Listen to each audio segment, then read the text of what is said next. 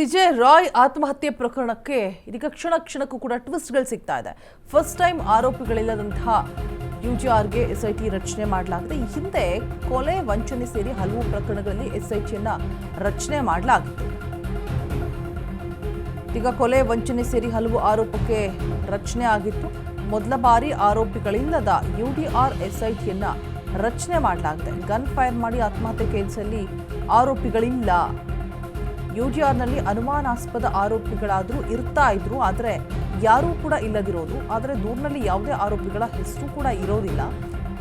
ಹೇಗೆ gun fire ಮಾಡ್ಕೊಂಡಿದ್ದಾರೆ ಅಂತ ಹೇಳ್ಬಿಟ್ಟು ತನಿಖೆಯನ್ನ ಮಾಡಲಾಗ್ತಾ ಇದೆ. FSL ವರದಿ ಮತ್ತೆ ಪೋಸ್ಟ್ ಮಾರ್ಟಮ್ ವರದಿ ಬಳಿಕ ಅನಾಲಿಸಿಸ್ ಮಾಡಲಾಗುತ್ತೆ. ಟೆಕ್ನಿಕಲ್ ಟೀಮ್ನಿಂದ ಮೊಬೈಲ್ ಕರೆಗಳ ಬಗ್ಗೆ ಪರಿಶೀಲನೆ ಕೂಡ ಮಾಡಲಾಗುತ್ತೆ. ಫೈರಿಂಗ್ ಸಂಬಂಧ ಬ್ಯಾಲಿಸ್ಟಿಕ್ ಡಿಪಾರ್ಟ್ಮೆಂಟ್ ನೆರವನ್ನ ನೀಡುವ ಸಾಧ್ಯತೆಗಳಿದೆ. ಯಾವ ಕೈಯಿಂದ ಫೈರಿಂಗ್ ಮಾಡ್ಕೊಂಡಿದ್ದಾರೆ ಅಂತ ಕೂಡ ಒಂದು ಕಡೆ ತನಿಖೆಯನ್ನ ನಡೆಸಲಾಗುತ್ತೆ. ಫೈರಿಂಗ್ ವೆಲಾಸಿಟಿ ಎಷ್ಟು ಅನ್ನೋದರ ಡೀಟೇಲ್ಸ್ ಕೂಡ ಕಲೆ ಹಾಕಲಾಗುತ್ತೆ. ಯಾವ ಕೈಯಲ್ಲಿ ಶೂಟೌಟ್ ಮಾಡ್ಕೊಂಡಿದ್ದಾರೆ, ಈ ರೀತಿಯಾಗಿ ವಿವಿಧ ಆಯಾಮಗಳಲ್ಲಿ ತನಿಖೆಯನ್ನ ನಡೆಸಲಿದೆ SIT ಟೀಮ್ ಅನ್ನುವಂತಹ ಮಾಹಿತಿ ಲಭ್ಯ ಆಗ್ತಾ ಇರುವಂಥದ್ದು. ಸೊ ಫಸ್ಟ್ ಟೈಮ್ ಆರೋಪಿಗಳಿಲ್ಲದೆ ರೆಡಿ ಆಗಿರುವಂಥದ್ದು. ಒಬ್ಬರಾದರೂ ಅಟ್ಲೀಸ್ಟ್ ಅನುಮಾನಾಸ್ಪದ ಆರೋಪಿಗಳು ಇರ್ತಾ ಇದ್ರು, ಆದರೆ ಯಾವುದೇ ಆರೋಪಿಗಳಿಲ್ಲದೆ UDR ರೆಡಿ ಮಾಡಿರುವಂಥದ್ದು. ಕೊಲೆ ವಂಚನೆ ಸೇರಿ ಹಲವು ಆರೋಪಕ್ಕೆ SIT ರಚನೆ ಆಗಿತ್ತು. ಮೊದಲ ಬಾರಿ ಈ ರೀತಿಯಾಗಿ UDR ರಚನೆ ಆಗಿದೆ. ಯಾವ ಆರೋಪಿಗಳ ಅನುಮಾನಾಸ್ಪದ ಆರೋಪಿಗಳು ಇಲ್ಲದೆ ರಚನೆ ಮಾಡಿರುವಂಥದ್ದು. ಸೊ ಇದು ಕೂಡ ಒಂದು ರೀತಿಯಾಗಿ ಚರ್ಚೆಗೆ ಗ್ರಾಸವಾಗಬಹುದು. ಯಾವ ಆರೋಪಿಗಳ ಹೆಸರು ಕೂಡ ಇಲ್ಲದಿರೋದು UDRನಲ್ಲಿ ಫಸ್ಟ್ ಟೈಮ್ ಈ ರೀತಿಯಾಗಿ SIT ರಚನೆ ಮಾಡಿರೋದಂತ UDRನ.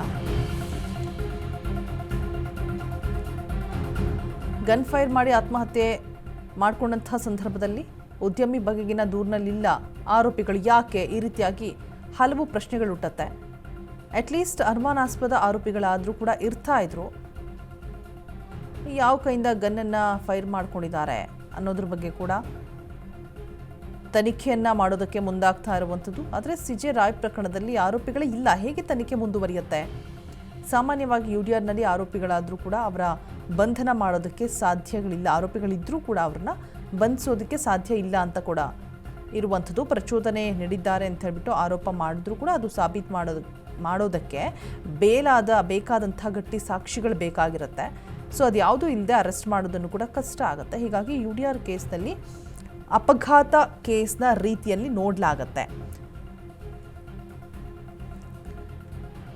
ಯಾರ್ಯಾರನ್ನ ಎನ್ಕ್ವೈರಿ ಮಾಡಲಾಗಿದೆ ಎಂಬುದರ ಬಗ್ಗೆ ಕೂಲಂಕುಷವಾಗಿ ಪರಿಶೀಲನೆ ಮಾಡಬೇಕು.